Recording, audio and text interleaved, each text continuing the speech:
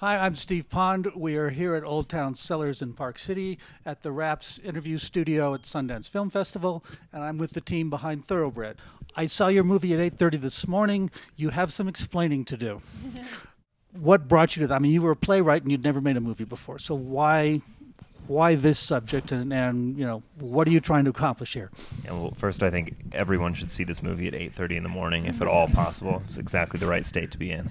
It started as a play, as you alluded to.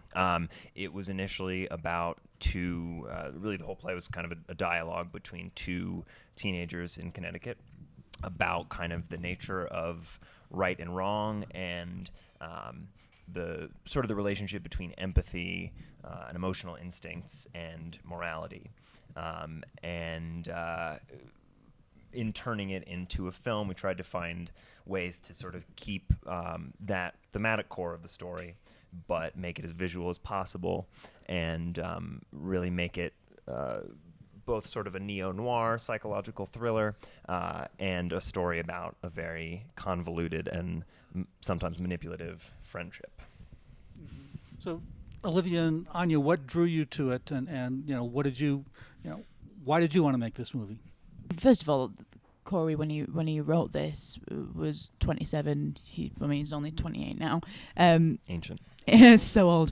And he just wrote this story about two teenage girls in Connecticut, in such a stellar way, that at first because Corey is a girl and a boy's name, so at first I thought it was a woman because it was just so in depth, and these characters were so three-dimensional, and then the dialogue is just so juicy, and there's a tempo to it, and there's a power play going on in all the scenes, and my character Amanda is a character that I've never played before. I always find myself playing kind of hyper emotional characters, and this character is completely void of any emotion, so to try and find the variations and the colours within that was a huge challenge that I wanted to give myself.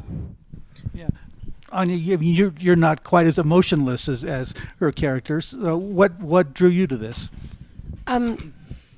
A lot of the stuff that Livy said, absolutely, because the script was just so good. Corey wrote a phenomenal script, and it was really luscious, and the world was really fleshed out, and the characters were really fleshed out, and I really wanted the opportunity to have this kind of back and forth with another female actress actor, and just to have that manipulation and to be able to play with it all the time. And Lily comes from a very different place than Amanda does. She feels everything, but she's desperately trying not to show that she has emotions, and so she's kind of striving for the opposite.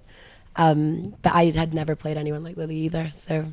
There's a big male role that was played by Anton Yelchin, which this must have been one of the last things that he did, wasn't it? I mean, what was it like to work with him, and then to hear about his death afterwards? Yeah, I believe it was Anton's last, and he was just a tremendous presence on set, and really kind of expanded what that role meant in the film.